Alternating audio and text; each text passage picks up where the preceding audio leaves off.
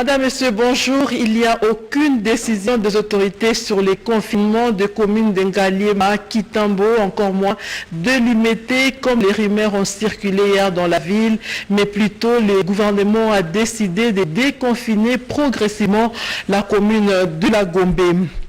Ce déconfinement commencera mardi matin. Seules les banques et les épiceries ouvriront en premier lieu. Nous reviendrons sur cette annonce du gouverneur de la ville dans ce journal. Le journal Magazine de ce dimanche abordera les dossiers sur la corruption, les blanchiments de capitaux, les débats autour de la délocalisation du marché central de la Gombe. Un topographe juge très impérieux cette décision qui doit rencontrer l'oreille des autorités. Médard Mbial Mangala sera notre invité dans la rubrique chronique. Dans ce journal, nous allons échanger avec lui sur les visages de Covid-19 à Kinshasa. Bonjour Médard. Bonjour Doris. Je suis à toi dans un instant dans ce journal. Merci.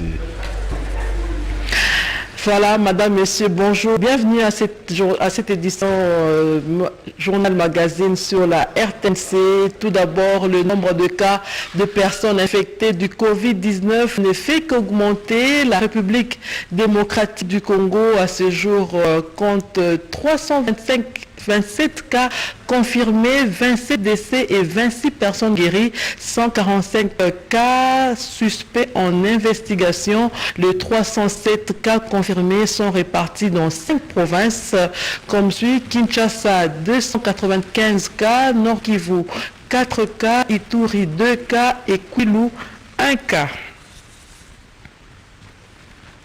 Je l'ai dit tout à l'heure, le gouvernement de la République a décidé des déconfinements progressifs de la commune de la Gombe, décision prise après une réunion d'évaluation faite hier à la primature sous la direction du Premier ministre, chef du gouvernement, Ilunga Ilukamba. Françoise Bolabouaki Pompoumba nous en parle.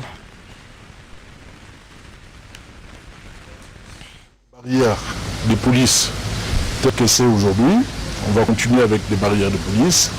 Nous allons permettre à ce que les banques ainsi que les épiceries puissent ouvrir afin d'approvisionner les habitants de la Gombe.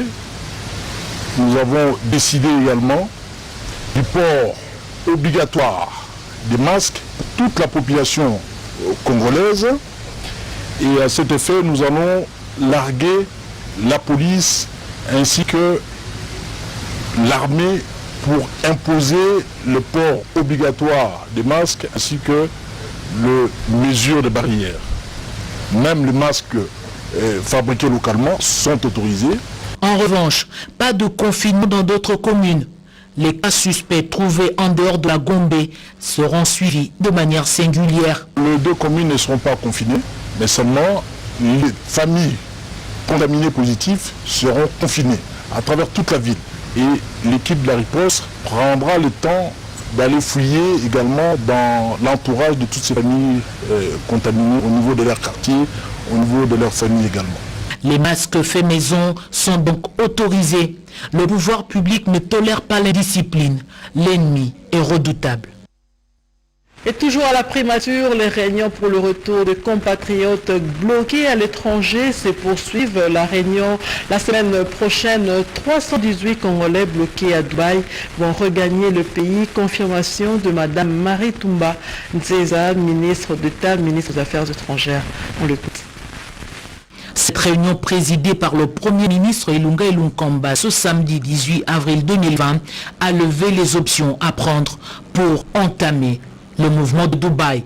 Nos nombreux compatriotes, car ils sont au nombre de 318, qui sont à Dubaï, vont pouvoir rentrer à la maison la semaine prochaine. On a quasiment finalisé le dossier Dubaï. Maintenant, il reste le dossier Turquie, il reste le dossier Inde et le dossier Afrique du Sud. Le travail d'identification semble poser problème, a indiqué la ministre d'État aux Affaires étrangères, d'où l'appel de Marie Toumba Nzeza aux compatriotes. Quand vous voyagez, faites-vous signaler à votre ambassade, parce que c'est ça qui nous retarde maintenant. Si nous pouvions facilement contacter nos compatriotes, puisqu'ils auraient été identifiés dans nos ambassades, il n'y aurait pas eu de problème, on aurait déjà quasiment tout fini. Le message du gouvernement Ilunkamba est clair. Le travail se poursuit jusqu'au rapatriement du dernier Congolais concerné par cette opération avant de le mettre en quarantaine une fois au pays. Et après plusieurs jours passés dans la province du Haut-Katanga pour une mission sécuritaire, le vice-premier ministre, ministre de l'Intérieur et de la Sécurité, a regagné la capitale. Le point de sa mission, c'est dans ce reportage. 354 éléments de la police nationale congolaise a quitté le sol du Haut-Katanga ce samedi 18 avril pour la ville-province de Kinshasa. Ce groupe est entièrement constitué de policiers en insuffisance de formation et non matriculés qui vont en formation pour compléter leur cursus, application de l'une des mesures prises par la commission d'enquête. Leur avenir dans la police dépend de ce recyclage, leur a dit le commissaire visionnaire Louis Segon Karawa, inspecteur provincial de la police nationale congolaise, province du Haut-Katanga. Après cette causerie morale, les éléments ont débuté leur embarquement dans 2 avions de l'armée affrétés à cet effet.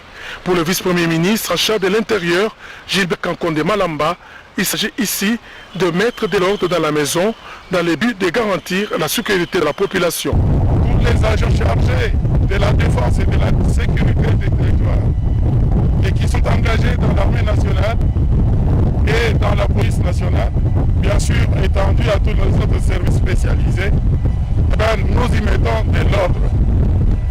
Une des causes notamment de l'inefficience de la lutte contre la criminalité était attribuée notamment aux agents de l'ordre non formés, à beaucoup d'autres qui n'avaient pas d'affectation précise ici et qui étaient en errance. Et nous nous sommes dit, on commence à balayer notre propre maison. Sous les regards du vice-premier ministre en charge de l'Intérieur, du ministre de la Défense, du gouverneur du Haut-Katanga, Jacques Aboulakatoué, et des responsables de l'armée et de la police, le premier avion a décollé en direction de Kinshasa, mouvement qui vont se suivre jusqu'au départ du dernier policier concerné. Et ici dans la capitale, le ministre des Médias, Jolino Makelele, a réuni autour de lui les responsables de chaînes de télévision et radio. Il était question dans cette rencontre de la situation du Covid-19 et la sensibilisation des mesures prises par le gouvernement de la République. Reportage. Cette séance de travail avec les professionnels des médias, des différents organes et d'évaluer minutieusement l'évolution de l'activité de sensibilisation de lutte contre le Covid-19, vu l'influence des médias dans la communication des masses. Au cours de ces différentes réunions, tous ont dégagé des options favorables à accompagner les gouvernements à travers notamment la vulgarisation de mesures préventives, autres options prises par les autorités. Le ministre d'État, ministre de la Communication et Médias, David Jolino Makelele, qui s'intensifie la sensibilisation selon la vision du président de la République Félix Antoine Tshisekedi Tshilombo, envisage une nette amélioration de la situation via différents messages à adresser à la population victime de cette pandémie qui décime à l'échelle mondiale. Il a été aussi constaté que cette communication n'avait pas été parfaite. Parce que si on constate que les citoyens et citoyennes de la périphérie peuvent douter de l'existence de cette maladie, qu'ils puissent dire c'est une maladie qui concerne seulement les gens de Gombe, c'est triste. Il nous a demandé, malgré l'absence de moyens, de continuer à travailler afin que toute la communauté nationale puisse être informée de l'existence de cette maladie. Et nous, on a dit au ministre que c'est vrai, il n'y a pas de moyens pour la presse, nous l'avons fait de manière citoyenne, mais il faudrait, à notre sens, que le gouvernement mette tout en œuvre afin de disponibiliser les moyens. Ces éditeurs ont à tour de rôle émis le vœu d'apporter plus d'éclairage aussi sur la prise en charge de personnes atteintes et au besoin les témoignages des guéris pour renforcer le contenu des différents messages destinés à la population, surtout la frange indécise.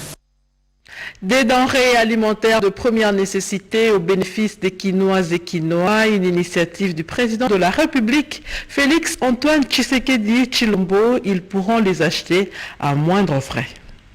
C'est donc le lancement d'un vaste programme de la vente promotionnelle des produits alimentaires de première nécessité, constitué principalement des légumes, de charbon et de quelques épices frais essentiels dans le panier de la ménagère.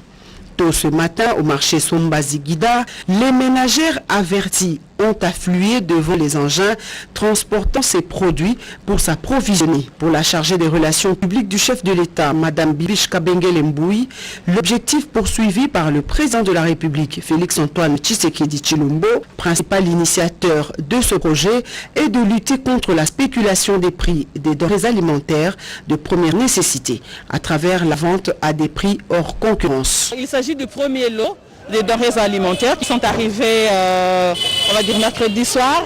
Alors là, nous avons des ciboulettes, du piment, nous avons des tomates, nous avons des sacs de maïs et des sacs de manioc, quelques sacs de braise. Je voudrais bien inviter et rassurer les mamans qui sont à la maison et qui ont douté de cette action, que c'est une réalité. La Congolaise de développement industriel, plateforme qui réunit en son sein des producteurs congolais, accompagne les actions du chef de l'État en ce moment où le pays fait face à la pandémie du coronavirus.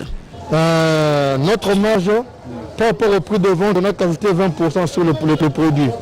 Et un peu réduit par rapport, comme par exemple les tomates, ça sera au marché à 15 000. Nous les vendons à 10 000 francs. Pour vous permettre à la population d'avoir quoi manger.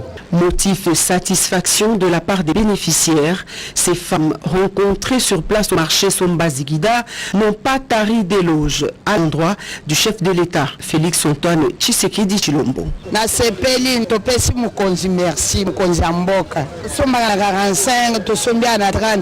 Je sais que c'est un bon prix et avec cette pénurie qu'il y a ce jour-ci, c'est vraiment intéressant qu'on ait ce prix-là. Après le marché Ziguida, le programme va s'étendre sur d'autres sites prévus par la présidence de la République. Il s'agit des marchés de Matadi-Kibala, Huilerie, Njili quartier 5 et Matete.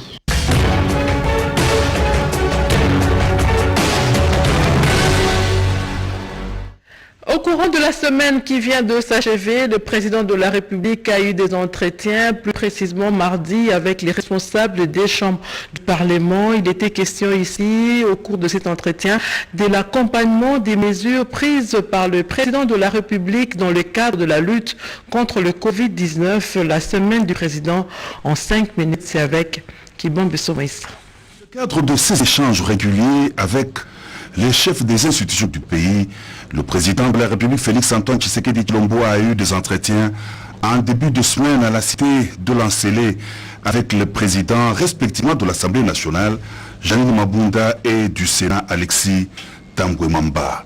Les responsables des deux chambres du Parlement ont fait le point de l'évolution des activités parlementaires à l'intention du chef d'État. L'arrêt de la Cour constitutionnelle déclarant conforme l'état d'urgence décrété par le chef de l'État pour barrer la route au coronavirus était aussi évoqué au cours de cette entrevue. Pour la présidente de l'Assemblée nationale, en ce moment où le pays est en train de lutter contre le Covid-19, les institutions devraient se réunir et travailler ensemble pour accompagner de manière efficace les mesures prises par le président de la République en guise de barrage à la pandémie de coronavirus en RDC. Il faut regarder de l'avant, la population s'est rassemblée autour du chef de l'État, du gouvernement, des institutions et des élus du peuple afin de sortir le pays de cette pandémie, a renchéri la présidente de l'Assemblée nationale. La Cour constitutionnelle a siégé et a jugé conforme l'état d'urgence décrété par le président de la République. Le Congolais bloqué à l'étranger commence à regagner Kinshasa. Coronavirus, bientôt les déconfinements de la commune de la Gombe, la mort du chef de la maison civile du chef de l'État, autant de sujets et d'autres qui ont alimenté l'actualité au courant de cette semaine qui vient de s'achever. Voici le résumé en 5 minutes avec Sandra Niangitaou. La Cour constitutionnelle a jugé conforme et régulier l'état d'urgence sanitaire ordonné par le président de la République. Une actualité qui a ouvert la semaine et a clos le débat sur l'irrégularité ou non de cette décision. Coronavirus, faut-il manger pour renforcer le système immunitaire? Le biologiste Théophile Mbemfundou préconise la consommation régulière des fruits et légumes. À la primature, la réunion du comité de conjoncture sous la conduite du Premier ministre dégage un constat malheureux. Il y a eu un relâchement dans le suivi des mesures prises pour lutter contre la pandémie de Covid-19. La population oublie royalement les gestes barrières. Et parmi cette population figure celle des communes du district de la Tchangou. Les habitants ne croient pas que le coronavirus existe. Quelques bourgmestres ont été sensibilisés sur les dangers de cette ignorance. L'immeuble du gouvernement, de nouveau fréquentable, il a rouvert ses portes pour le bonheur des occupants. Le palais du peuple aussi a reçu sa cure de désinsectisation, d'ératisation, bref, une désinfection de fond en comble et qui a duré 4 jours. Mercredi dans la matinée, l'on a appris avec une grande stupéfaction le décès de Monseigneur Gérard Moulumba, chef de la maison civile du chef de l'État et oncle paternel du président de la République. Retour au bercail des Congolais bloqués à l'extérieur du pays et ceux qui étaient en Suisse et au Cameroun ont regagné Kinshasa et l'opération de rapatriement va se poursuivre. Coronavirus, les malades internés à l'hôpital du Cinquantenaire bénéficient-ils d'une bonne prise en charge? La task force Covid-19, pour en avoir le cœur net, s'est rendue sur le lieu. Lutte contre le coronavirus, le docteur Mouyembe envisage le confinement prochain des autres communes de Kinshasa et le port obligatoire des masques. Ce sont là quelques grandes résolutions prises lors d'une réunion présidée par le directeur de cabinet adjoint du chef de l'État à l'intention de la cellule de riposte. Comment déconfiner progressivement la commune de la Gombe et de quelle manière confiner les communes ayant des cas de Covid-19? Eh bien, la question était au centre de la réunion qu'a présidé le gouverneur de la ville de Kinshasa et plusieurs parties prenantes, dont le coordonnateur du secrétariat technique du comité de riposte contre le Covid-19, le docteur Jean-Jacques Mouyembe. Le confinement a apporté de bons résultats. Quant aux faiblesses constatées, elle a été analysée minutieusement pour des solutions adéquates lors des prochaines opérations. Traitement de coronavirus à l'étranger, l'expertise d'une Congolaise sauve de vie en Italie. Angèle Bipendou, 46 ans, religieuse de son état, fait partie de l'unité spéciale contre Covid-19 dans ce pays, considéré comme l'épicentre de la pandémie en Europe. Ce médecin itinérant veut aussi apporter son savoir-faire à l'équipe de riposte de son pays, la RDC. Parlant des malades guéris du coronavirus, notre micro a recueilli les témoignages de ceux qui étaient internés à l'hôpital du Cinquantenaire et à l'hôpital sino-congolais. Ils sont tous guéris de virus grâce à l'expertise de l'équipe de la riposte. Dans la province du Haut-Katanga, dégâts des pluies, les habitants de Kabalo, Kongolo et Manono se sont réveillés mercredi dernier, les pieds dans l'eau. Les eaux du fleuve Congo sont sorties de leur lit sur une distance spectaculaire de 7 km.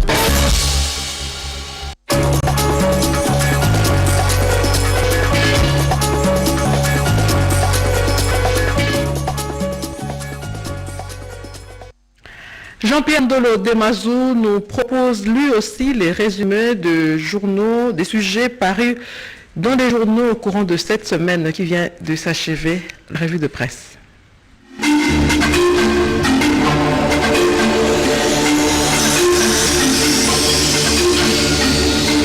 La tenue du congrès du Parlement pour prendre acte de l'état d'urgence décrété par le chef de l'État pour combattre le coronavirus défraie la chronique lundi dans les journaux. L'agence congolaise de presse rapporte les propos du président du Sénat, Alexis Tambwe Mwamba, qui soutient que la convocation de ce congrès permettra au Parlement d'éviter la crise institutionnelle et de débattre sur une loi qui va formaliser l'état d'urgence sanitaire. Le premier vice-président de l'Assemblée nationale, Jean-Marc Kabound, jette le pavé dans la mare. Dans Politico.cd, il affirme que le congrès coûtera 7 millions de dollars américains et que sa convocation sera renvoyée au calendrier grec. Dans 7sur7.cd, Delis Esanga estime que la démarche suivie par le président de la République Félix Antoine Tshisekedi n'est pas inconstitutionnelle tant du point de vue du fond que de la forme. La Cour constitutionnelle met fin mardi à toute polémique sur l'état d'urgence. Pour ScoopRDC.net, la Cour constitutionnelle a tranché en faveur de Félix Antoine Tshisekedi Tshilombo en bottant en touche Alexis Thambwe Mwamba. Le débat est clos, affirme pour sa part la postérité. Le président de la République n'a pas violé la Constitution en proclamant l'état d'urgence sanitaire. Ainsi, on a décidé la Cour constitutionnelle. La République démocratique du Congo perd l'un de ses 10 fils. Congo Forum annonce mercredi la mort de Monseigneur Gérard Moulumba, chef de la maison civile du chef de l'État et frère de feu Étienne Tshisekedi. Ballon d'oxygène pour la RDC. Congo Actu parle d'un prêt de 365 millions de dollars accordé à la République démocratique du Congo pour lutter contre plusieurs épidémies. Daniel Kingi, le petit frère de Vital Kamerhe, convoqué par le parquet, est en fuite. C'est le quotidien Le Phare qui livre la nouvelle. Daniel Singhi est cité dans l'affaire de détournement de fonds alloués aux travaux de 100 jours du chef de l'État.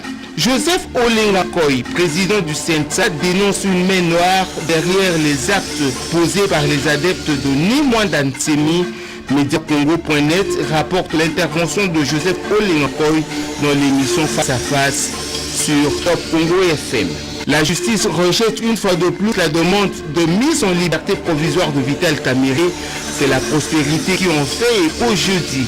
Daniel Kingi, recherché par la justice congolaise, serait en fuite à Brazzaville. ScoopRDC.net cite un complice de cette fuite, Félix Moussolina, un responsable de la direction générale des migrations affecté au beach Ngobila. Mise en garde sévère du ministre des Droits humains vendredi à Nimwanda Ntsemi dans Ouragan FM.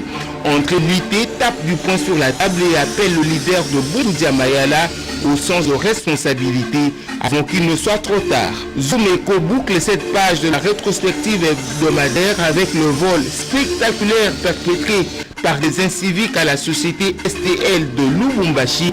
Rien n'a été emporté sauf l'ordinateur du directeur financier de cette entreprise, selon la Chikamine.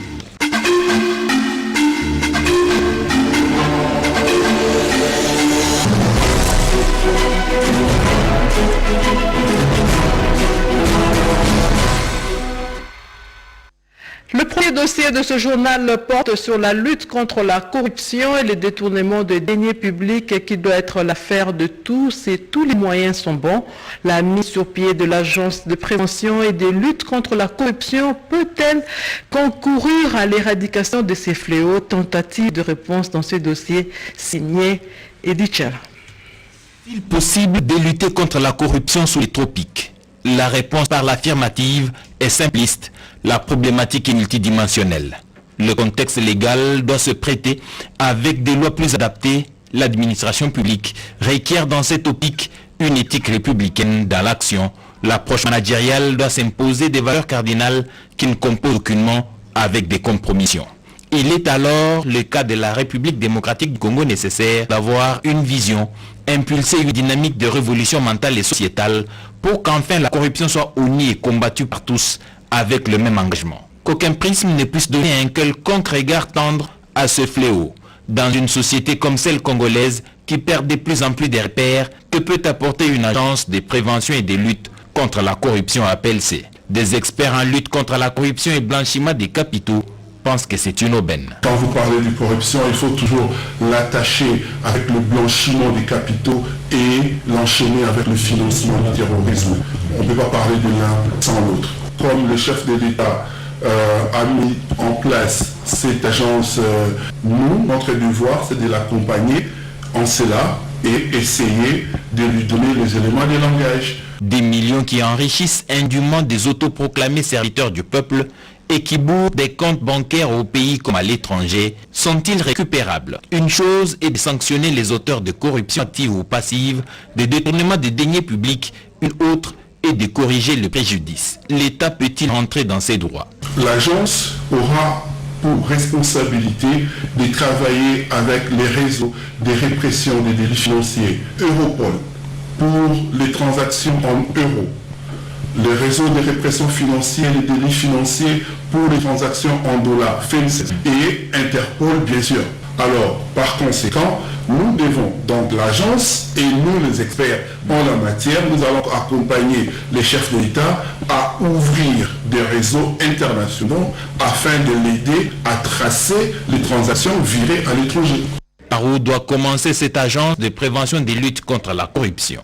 L'agence doit mettre en place un groupe d'investigateurs, l'agence doit mettre en place un schéma au fait, comment faire de traçabilité des transactions. Donc que ce soit la douane, que ce soit l'économie, que ce soit les finances, les banques, que ce soit la conformité des banques, que ce soit les virements, les versements, transactions des cash en cash. Tout cela, l'agence doit mettre en place au-delà de ses attributions, de mécanismes techniques. Les détournements des deniers publics, la corruption ruine nos économies, crée une classe de faux riches, paupérise les populations et retarde la République démocratique du Congo dans la compétition mondiale au développement. Nous n'avons pas d'autre choix que d'unir nos forces pour arrêter ces fléaux, sinon c'est une prime au suicide collectif, une pensée de la mémoire collective.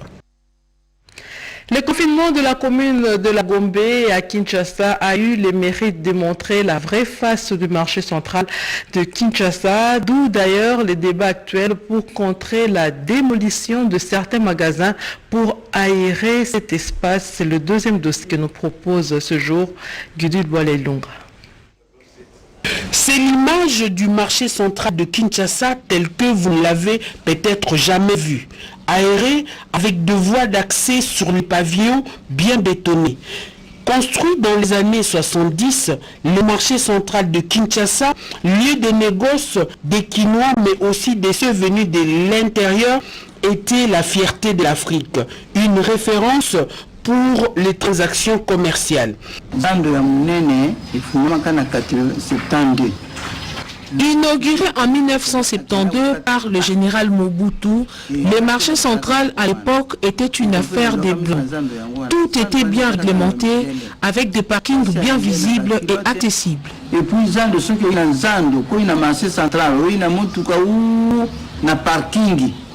Que doit-on faire? Détruire, reconstruire ou réhabiliter? Les avis divergent. Les magasins sont bloqués. Pour l'hôtel de ville de Kinshasa, le choix c'est la destruction partielle du site. Le gouverneur a décidé de raser. Il y a des magasins qui gênent la vue et la circulation. Après ce service, les vendeuses trouveront leur compte. Cet avis n'est pas partagé par les syndicats de marché. Dans le contexte actuel, après le contrat, les magasins vont revenir aux Congolais. On n'a pas intérêt de détruire. Pour le besoin, nous avons cherché un avis neutre, celui d'un architecte. Sa vision sur cette infrastructure est-il aux échanges commerciaux et catégoriques. Le marché central a été créé pour une population, je crois, de 404 millions à l'époque coloniale. Maintenant, si on va réfléchir avec une ville de 12 millions, c'est un marché qui est à détruire, ce n'est même pas un marché qui est à réhabiliter. Ce marché ne peut plus exister dans sa configuration actuelle. Il faut complètement le détruire et réorganiser d'autres infrastructures à cet endroit sur le marché actuellement. Je n'ai pas besoin de faire plaisir soit aux décideurs, soit aux politiciens. Tout décideur qui s'aventure à réhabiliter ce marché-là n'est pas honnête. Je parle en tant qu'architecte. À la place, que propose-t-il aux autorités? Maintenant, il faut partir d'une décentralisation des marchés à travers la ville. Vous voyez, le confinement maintenant nous renseigne que toute la population est ailleurs, alors ils vont vendre à ces marchés-là. Mais si nous avions 3-4 marchands dehors de la ville, je crois que les gens vivront mieux et auront des petits commerces à fonctionner. Si la décentralisation des lieux de négoce dans la ville de Kinshasa est l'une des solutions, la prise en charge sanitaire du marché central s'impose à nous comme une évidence. Le confinement de la commune de la Gombe devrait donner l'occasion à l'autorité urbaine de se réapproprier la gérance de ces lieux, mais aussi une opportunité pour sa modernisation, question de répondre aux standards internationaux. Et justement, réagissant à ces débats sur le marché central, un géomètre topographe, vous allez l'entendre, préconise, lui, la désaffectation de l'aérodrome de Ndolo pour y ériger un nouveau marché central, une nouvelle gare centrale et un parking. Ici, le boulevard de 30 juin, le boulevard Lumumba et le boulevard Triomphal vont se croiser. On l'écoute au micro de Médard Mbouyal Mangala. Si le marché central de Kinshasa n'est plus capable de jouer son rôle dans la ville de Kinshasa, pour moi, il faut l'abandonner complètement, carrément, et trouver notre site ailleurs. C'est ainsi que j'avais proposé l'aérodrome de Ndolo. Tout l'espace de l'aérodrome de Ndolo pouvait être utilisé pour un nouveau marché là-bas. Un marché qui aura suffisamment d'espace, peut-être 3 ou 4 fois plus grand que le marché central actuel, et où on érigerait des infrastructures convenables, modernes et de bonne qualité. Parce que cet aérodrome de Ndolo, c'est vrai, il a été construit avant celui de Njili, maintenant il y a Njili. À mon avis, Njili est capable d'absorber toutes les activités d'aujourd'hui sur l'aérodrome de Ndolo. Et le matériel et tous les mouvements peuvent être transférés. Or, à Ndolo, là-bas, beaucoup de voies existent et tous les moyens de transport peuvent avoir accès là-bas. Et puis c'est quand même plus ou moins vers le centre, le nouveau centre des quartiers de Kinshasa. Victoire n'est pas loin de là, on a le palais du peuple, le stade et tout ça, donc il y aura moyen d'organiser le transport convenablement là-bas. Justement, quand j'ai dit qu'on pourra arranger les moyens de transport là-bas, on pourra résoudre le problème de transport, c'est parce que là-bas, 3 boulevards les plus grands que nous avons à Kinshasa peuvent se connecter là-bas. On peut prolonger le boulevard Triomphal jusque là. On prolongerait le boulevard du 30 juin par la gare centrale jusque là-bas. Et les 2 boulevards vont rencontrer le boulevard Lumumba qui est déjà là-bas. On érigerait un échangeur convenable là-bas. Et le long de cette piste de Ndolo, on va organiser des espaces pour le parking des véhicules, des taxis, des bus et même les trains, parce que je pense qu'il faut délocaliser la gare centrale qui viendra là-bas, sur la partie est de la piste de Ndolo, on installerait la gare centrale là-bas. Donc tout sera là-bas. Et ça va faciliter, vraiment vous allez sentir que la ville de Kinshasa va commencer à respirer. Le préalable, c'est qu'il faut prendre la bonne décision, enfin la grande décision, excusez-moi, pas la bonne décision, mais j'ai dit la grande décision de désaffecter l'aérodrome de Ndolo, c'est-à-dire qu'il ne soit plus là, et utiliser tout cet espace-là pour ce grand projet-là. La réalité oblige, comme c'est le problème du marché central qui se pose avec la plus grande acuité, on commencerait par l'érection des grands marchés là-bas. Viendrait ensuite, évidemment, le grand marché ne peut pas être là-bas sans les accompagnements qui sont les transports. Donc on aménagerait après les boulevards dont j'ai parlé là, les parkings et tout ça. C'est ça mon avis.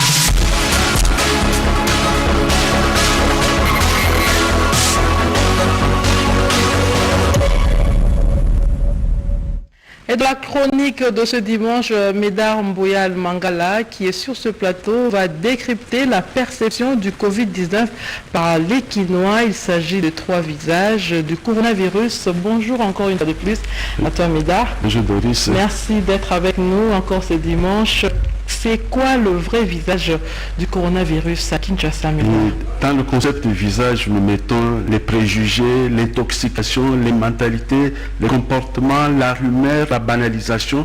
En fait, tous les regards que le Kinois présente vis-à-vis du coronavirus. Tous ces éléments pris ensemble, ça constitue ce que nous disons le visage. Parce qu'en fait, tous ces éléments ont constitué l'ombrage dans la diffusion de la bonne information sur le coronavirus.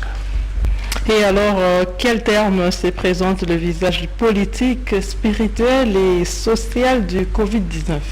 Oui, c'est simple. Lorsqu'il y a la première annonce du premier cas, ce sont des acteurs politiques qui se jettent sur le terrain en présentant l'affaire comme c'était la COP. Lorsqu'on dit COP pour les Quinois, c'est quelque chose de banal, d'inexistant, de fondé. Le concept que les Quinois aiment, le Covid, c'est quelque chose qu'on a fondé.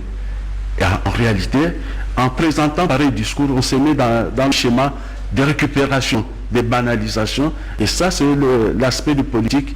Mais il y a eu la dimension spirituelle du coronavirus. On a vu des pasteurs se jeter à l'eau.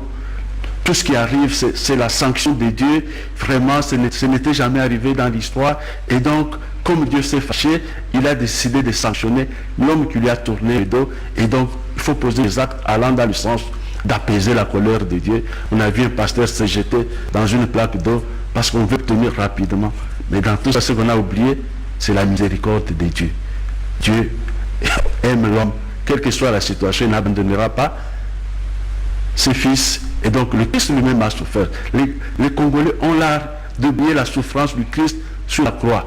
On voit seulement le Christ vainqueur, mais le Christ qui souffre, on ne le connaît pas. Et la troisième dimension, c'est la dimension sociale et en réalité la dimension d'exclusion. Et là, beaucoup de Congolais se sont retrouvés dans la division des classes sociales. Il y a la classe sociale, ceux qui habitent la Gombe, ceux qui habitent Limité et ceux qui habitent les faubourgs ou les quartiers dortoirs. Donc ceux qui sont dans le quartier dortoir se disent non conservés, c'est une affaire des Blancs, c'est une affaire des Chinois, c'est une affaire des Asiatiques. Donc en ce moment, on se contente. Mais pourtant, quand vous regardez de plus près, les chiffres, les statistiques continuent à augmenter. C'est que le Covid-19 a cessé d'être l'affaire des gens de la Gombe, des gens de Limité. Donc, il est déjà arrivé même du côté de Ntsele. Alors que la pandémie existe, il ne faudra pas que ce soit une affaire, un terme politique, social, spirituel. Il faudra que les politiques, que les gens qui s'occupent de l'Église et les gens qui s'occupent du social informent la population que la maladie ou la pandémie existe réellement, que de rester très tournoyé sur les polémiques, sur les spéculations. C'est justement ça. Il y a la population qui ne croit pas justement jusqu'à maintenant oui, que la pandémie existe. Ne pas croire. On a montré les images des gens qui ont été guéris. On ne peut pas être guéri si on n'a pas souffert. S'il y a un couple qui a voulu témoigner, le couple du pasteur Jean-Jacques Yonga, lorsqu'il a voulu témoigner, c'est pour apporter l'information. Parce qu'en fait, le vrai problème, c'est que les premiers cas qui ont été guéris n'ont presque pas témoigné. Et donc, dans la mentalité des gens, ça n'existe pas. Et comme on n'a pas eu le temps d'informer, de présenter les images de ceux qui meurent, voilà. C'est la compassion pour ceux qui souffrent. Ils auraient voulu que chaque jour on présente, voici la personne qui vient de mourir du Covid-19. Sinon, voici la personne qui est malade et voici comment elle est guérie. Oui, c'est vrai, mais les témoignages, aujourd'hui, les témoignages participent à renforcer la conviction de l'existence de la maladie. Voilà, merci pour ta participation à ce journal. On aimerait bien te retrouver dans nos prochaines éditions, sinon le journal magazine du dimanche prochain pour venir décrypter un autre sujet d'actualité. On poursuit ce journal. Le gouverneur du Sud Kivu a échangé avec les partenaires humanitaires sur la situation des inondations à Uvira. Question de trouver des solutions pour la population victime de cette catastrophe. Reportage. La ville d'Uvira pleure ses morts. Une vingtaine de personnes est trouvée mortes, des maisons inondées, des familles sans abri. Voilà ce qui reste. Après le passage d'une pluie diluvienne, dans cette ville située au sud de la ville de Bukavu, les communes de Kalundu, Mulongwe ou encore celle de Kavivira restent les plus touchées par cette catastrophe car les eaux ont charrié tout sur leur passage. Sitôt informé, le gouverneur du Sud Kivu, Théongwa Bijekasi, a dépêché une délégation composée de membres de son gouvernement et des élus de ces territoires pour évaluer les dégâts. Théongwa Bijekasi a aussi présidé une réunion avec le représentant des agences humanitaires et il faut dire que les échanges entre les parties ont tourné autour de cette catastrophe dont l'autorité provinciale a livré le bilan provisoire. Les premières informations fournies par les autorités locales, la zone de santé d'Uvira et les partenaires humanitaires font état d'un bilan provisoire de 24 morts. Plus de 3500 maisons détruites par ces inondations. Plus de 45 blessés suivent des soins à l'hôpital général de référence d'Ouvira et à l'hôpital général de Kassenga. 77 790 personnes sont touchées et nous avons dénombré la destruction de 3500 maisons avec 5500 ménages sont concernés. Les recherches continuent pour retrouver les probables disparus. Cet événement malheureux vient s'ajouter à la désastreuse montée des eaux du lac Tanganyika qui affecte déjà presque tous les riverains. La route nationale numéro 5 est endommagée suite à la montée des eaux et 2 ponts sont coupés. Cette catastrophe intervient après celle de 2018 qui avait emporté les ponts Kawizi. Voilà, Madame, Messieurs, c'est la fin de cette édition Journal Magazine sur la RTNC. Nous rappelons qu'il n'y a aucune décision des autorités jusque-là sur les confinements des communes d'Ngaliema, Kitambo ou encore moins de Limete, comme les rumeurs ont circulé hier dans la ville. Mais plutôt, le gouvernement de la République a décidé de déconfiner progressivement la commune de la Gombe. Ce déconfinement commencera mardi matin. Seuls les banques et les épiceries ouvriront en premier lieu. Merci d'avoir suivi ce journal rédigé par Yvette Makuntima, réalisé par Julio Piana sous la supervision de Médard Mboyan Mangala. Je vous remercie très sincèrement d'être resté avec nous. Je vous retrouve jeudi à 20h pour une autre édition. Merci et à très bientôt.